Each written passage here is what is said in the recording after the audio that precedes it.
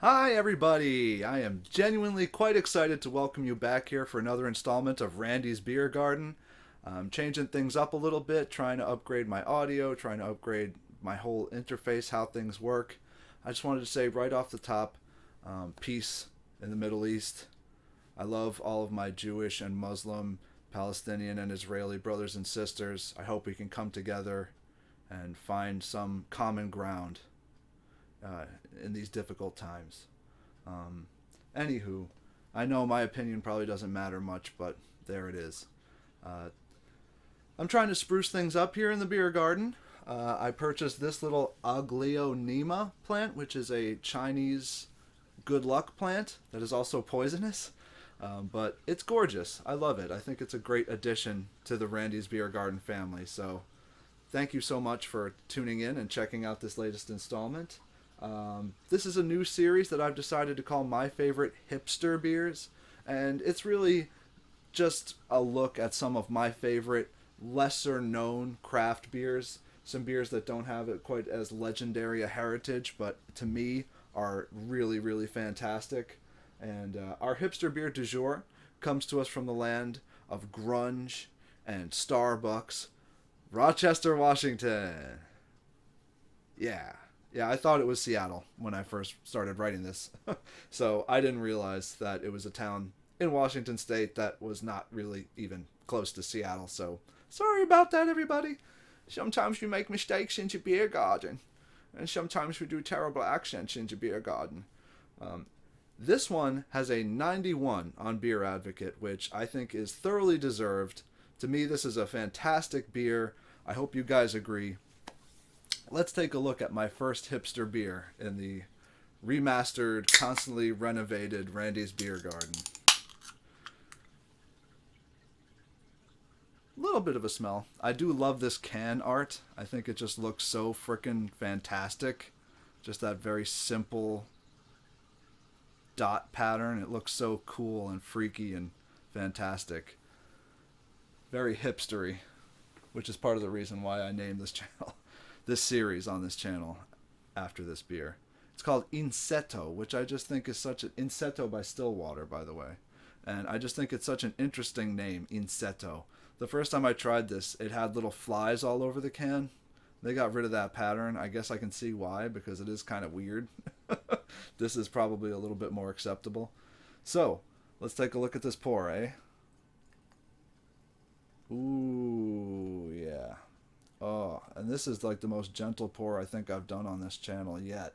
And it just looks so nice. Oh my goodness, it looks so nice! Oh man. It looks so good, guys. Wow. That hazy color. Ooh, ooh, don't want to go too aggressive. Oh man. This one.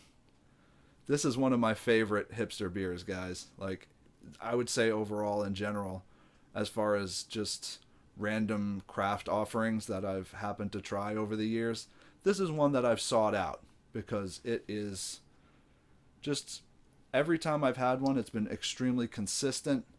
It's pretty much flawlessly executed, well blended flavors. I mean, I hope that's what we're going to get out of this one. I'm sure it is, though, because to be fair, I already had one of these. Um, Gonna put it on my little mug rug here, a gift from my sister. Thanks, Ambi. I love my Chinese fern. It's so cute. Okay. Ooh, it smells so good. There's a sourness to it. I believe it's with a sour Italian plum. This this beer, brewed with actual plums. Oh, and it's so refreshing. That that aroma is just oof. It's so good, guys. It's so good.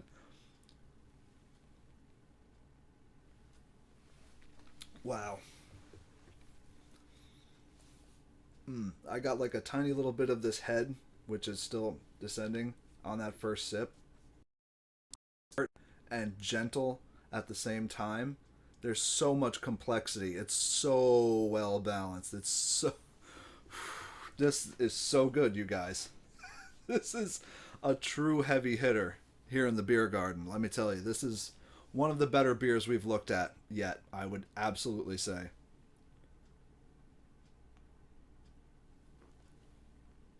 mm, it's like every single sip is providing a slightly different experience, like as it continues to warm up and as the effervescence continues to go down.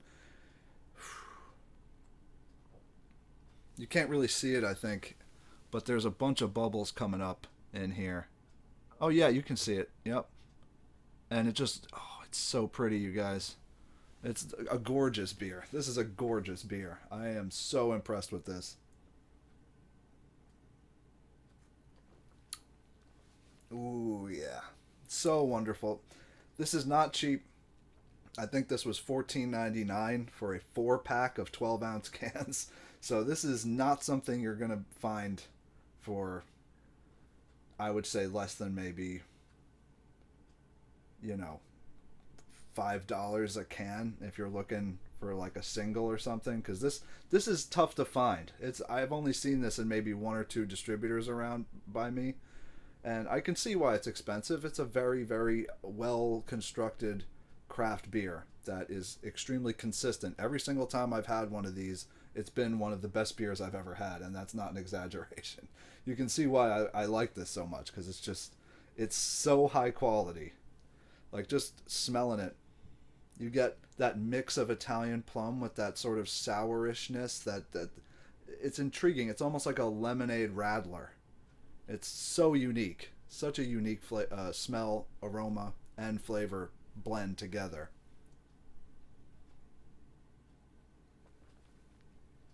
As on the taste, you get like citrusy notes and sour notes, but also sweetness.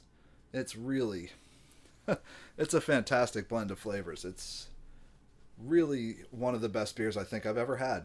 I am genuinely excited every time I see that they have this in stock in my local distributor.